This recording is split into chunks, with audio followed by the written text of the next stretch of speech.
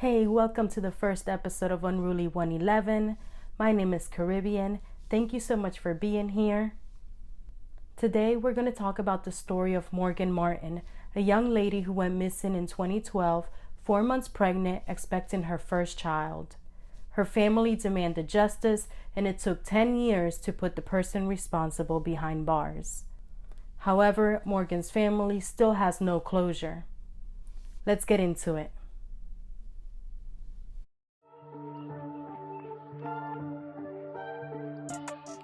It was shortly after midnight on July 12, 2012, when 17-year-old Morgan Martin walked out of her St. Petersburg, Florida home wearing gray sweatpants, a white tank top, pink fuzzy slippers, and a pink zip-up hoodie. She told her sister that she'd be back, but Morgan never returned home. Morgan was expecting her first child. She was 4 months along at the time she left her home. Police and detectives quickly got to work searching for Morgan and interviewing family and friends. They quickly learned that the father of her child could possibly be a 25-year-old man she met on Facebook months earlier.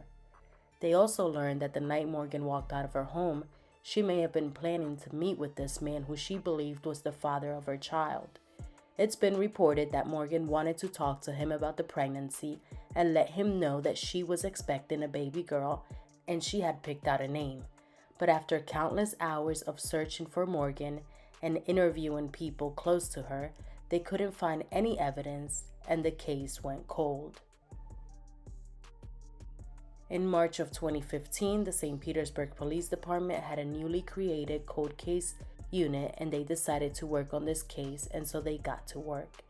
They discovered so much evidence and released a 33-page indictment for felony murder against the man by the name of Jacoby Flowers, the man who is believed to be the father of Morgan's unborn child. He was charged with capital murder in the disappearance of Morgan Martin.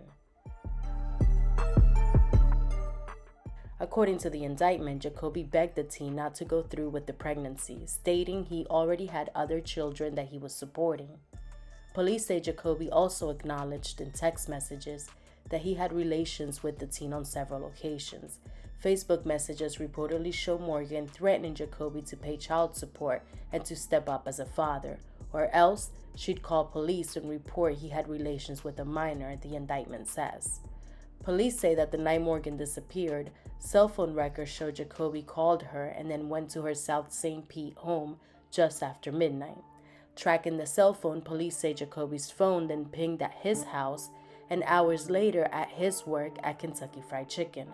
According to the indictment, surveillance video shows Jacoby returning to work, where they report that a video captures smoke coming from a chicken cooler. Police say that Jacoby set the fire and then put it out using a hose. However, this part was not caught on video. Then, Jacoby's phone was tracked to the home of the mother of 2 of his children. She reportedly told investigators that the only reason she would speak to Jacoby would be to loan him money or to let him borrow her car. The indictment states that phone records show that Jacoby left the home and went back to his work around 4:39 a.m. After that, the phone pinged in Pasco County by State Road 54, where it was either turned off or disabled. Police say that the phone was then reactivated at 8:27 a.m. in the Brandon area. According to police, surveillance footage that was obtained at the South Sunshine Skyway toll booth shows Jacoby driving northbound around 8:48 a.m.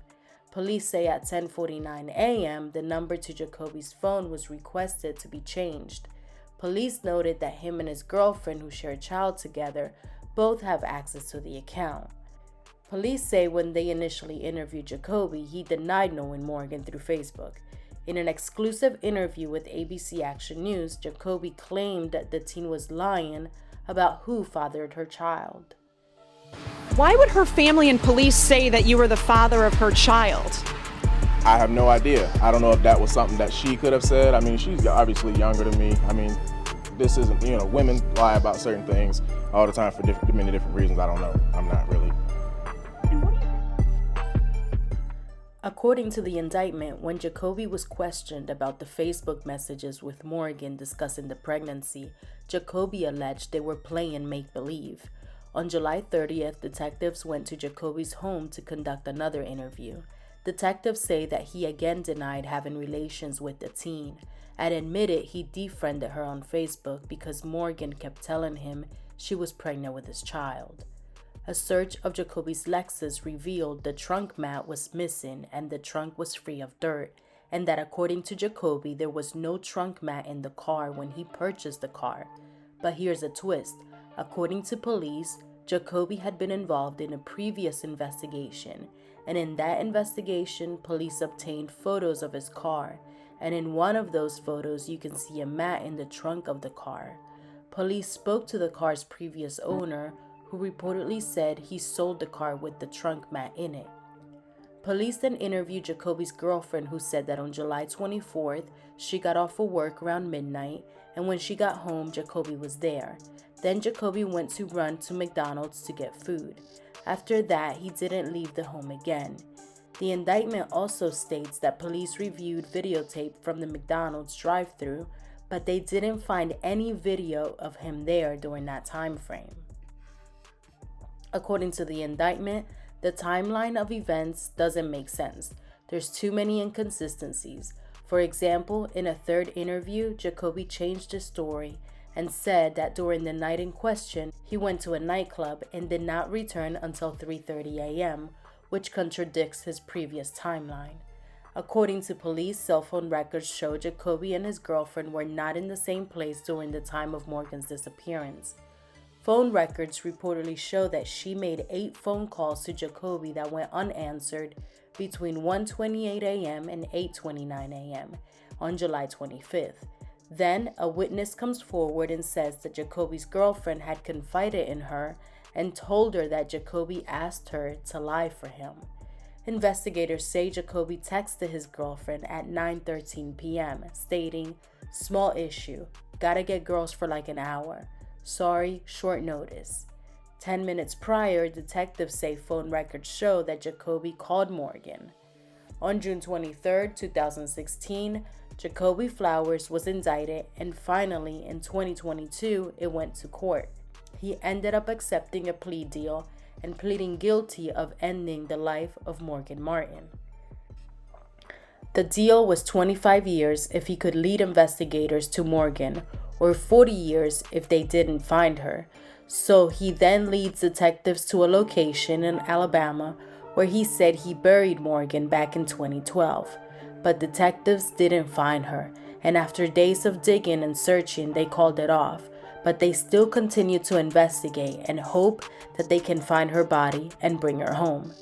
Jacoby was eventually sentenced to 40 years in prison.